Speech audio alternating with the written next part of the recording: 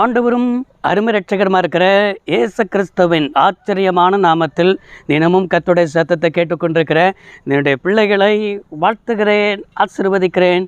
நீங்கள் ஆசீர்வதிக்கப்பட்டவர்கள். இந்த நாளிலும் கூட பரிசுத்த தேவன் உங்களை பார்த்து சொல்கிற ஒரு வார்த்தை, நீ ஆளுகை செய்வாய் என்பதாக ஆண்டவர் பேசி கொண்டிருக்கிறார். நம்ம இருக்கிற இடத்தை, நம்ம வேலை செய்கிற இடத்தை, நம்முடைய குடும்பத்தை எல்லாவற்றையும் ஆளுகை செய்கிறவர்களாக நம்ம இருக்கணும்னு சொல்லி தான் கர்த்தர் நம்மளை ரட்சித்திருக்கிறார். ஆனால் இன்றைக்கு ஆளுகை செய்யணும்னா வேத வசனம் என்ன சொல்கிறது என்றால், நீதிமொழிகள் 12ஆம் அதிகாரம் 24வது வசனத்தில் இவ்வாறாக பார்க்க முடிகிறது, ஜாக்கிரதை உள்ளவருடைய கை ஆளுகை செய்யும், சோம்பேறியோ பகுதி கட்டுவான் என்று என்ன செய்யப்பட்டிருக்கிறது, சொல்லப்பட்டிருக்கிறது. நன்றாய் கவனித்தீர்களா? ஆண்டவர் என்ன சொல்லுகிறார் என்று சொன்னால், ஜாக்கிரதை உள்ளவனுடைய கை என்று சொல்லப்பட்டிருக்கிறது. நம்ம எந்த ஒரு காரியத்தை செஞ்சாலும் அதில் நம்ம ஜாக்கிரதை உள்ளவர்களாக இருக்க வேண்டும். இன்றைக்கி எல்லாவற்றிலையும் அஜாக்கிரதை உள்ளவர்களாக இருக்கிறோம். எல்லாவற்றையும் சரி பார்த்து கொள்வோமே என்று சொல்லி அதை ஒரு ஏனோ தானமாய் நம்ம செய்கிறது நிமித்தம்தான் நமக்கு வர வேண்டிய ஆசீர்வாதம், ஆளுகை, மேன்மை, அதிகாரம் எல்லாவற்றையும் நம்ம இழந்து போயிருக்கிறதுக்கு காரணமே இன்றைக்கி அஜாக்கிரதை தான் என்று ஆண்டவர் சொல்லி கொண்டிருக்கிறார். இன்றைக்கு எல்லாவற்றிலையும் கொஞ்சம் சீரியஸாக எடுத்து பாருங்கள், ஜாக்கிரதையாக இருந்து பாருங்கள். நீங்கள் இருக்கிற இடத்தை கர்த்தர் உங்களை ஆளுகை செய்கிறவனாய் கர்த்தர் ஆசீர்வதிப்பார். நம்மளை எது ஆளுகை செய்து கொண்டிருக்கிறது என்பதை கொஞ்சம் சற்று சிந்தித்து பாருங்கள். இன்றைக்கி நம்மளை உலகம் ஆளுகை செய்து கொண்டிருக்கிறதா, பிசாசு ஆளுகை செய்து கொண்டிருக்கிறதா, இல்லைன்னா நம்முடைய மாம்சம் நம்மளை ஆளுகை செய்து கொண்டிருக்கிறதா என்பதை கொஞ்சம் சற்று சிந்தித்து பார்க்கணும். இன்றைக்கி ஆண்டவருக்கு நம்ம இடம் கொடுக்காமல் நம்ம போகும் பொழுது நமக்குள்ள அஜாக்கிரதை வந்து விடுகிறது. அந்த அஜாக்கிரதையை பிசாசு என்ன செய்கிறான், பயன்படுத்துகிறான். அவனுடைய ஆளுகைக்குள்ளே நம்ம போய் விடுகிறோம். அவனுடைய ஆளுகைக்குள்ளே போயிட்டோம்னாலே உலகம் நமக்கு என்ன செஞ்சிடும், வந்துடும்.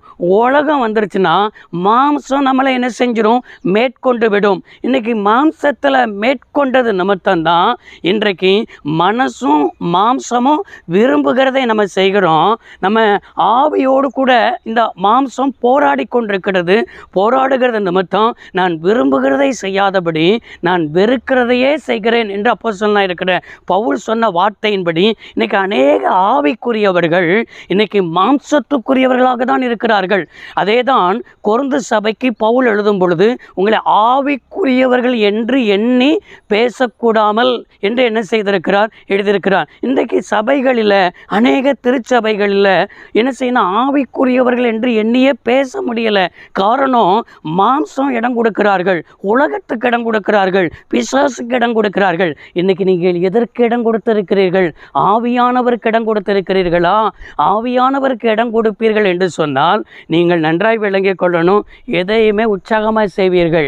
சோம்பேருடைய கை பகுதி கட்டுகிறான் அப்படின்னா அவன் எல்லாவற்றுக்கும் சாக்கு போக்குகளை சொல்லிக்கொண்டு, எல்லாவற்றுக்கும் ஒரு காரணத்தை சொல்லிக்கொண்டு கட்டிக்கொண்டே இருப்பான். இன்னைக்கு ஆண்டவருடைய பிள்ளைகளாக இருக்கிற நாம் உலகத்தை ஜெயிக்கிற அபிஷேகத்தை தந்திருக்கிறார், மாம்சத்தை ஜெயிக்கிற அபிஷேகத்தை தந்திருக்கிறார். அது மாத்திரமல்ல, எல்லாவற்றையும் ஜெயித்து ஆளுகை செய்கிறவர்களாக கர்த்தர் வைத்திருக்கிறார். எனவே எல்லாவற்றையும் ஆளுகை செய்கிறதற்குத்தான் கர்த்தர் ஏதேன் தோட்டத்தில் அங்கே ஆதாமையும் ஏவாளையும் ஆண்டவர் வைத்தார். ஆனால் அந்த சாத்தானுக்கு இடம் கொடுத்து, இந்த மாம்சத்துக்கு இடம் கொடுத்து, இந்த உலகத்துக்கு இடம் கொடுத்தது நிமித்தம் அந்த ஆளுகை இழந்து போனார்கள்.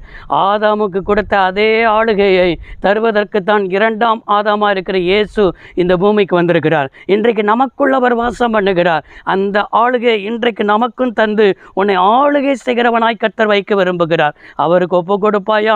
அஜாக்கிரதையை விட்டு விடுவாயா? ஜாக்கிரதையாக இருப்பாயா? நீ ஆளுகை செய்வார். ஜெபிப்போம். சர்வ வல்லமையுள்ள தெய்வமே, அருமை தகப்பனே, இந்த வார்த்தையை கேட்ட பிள்ளைகள் அப்படியே இருக்கிற ஒவ்வொரு இடங்களிலும் ஆளுகை செய்கிற அந்த அபிஷேகத்தை தந்து வழி நடத்தும். இயேசு இரட்சக நாமத்தில் வேண்டி கேட்கிறோம் நல்ல பிதாவே, ஆமென். கர்த்தர் ஆசீர்வதிப்பாராக. God bless you all.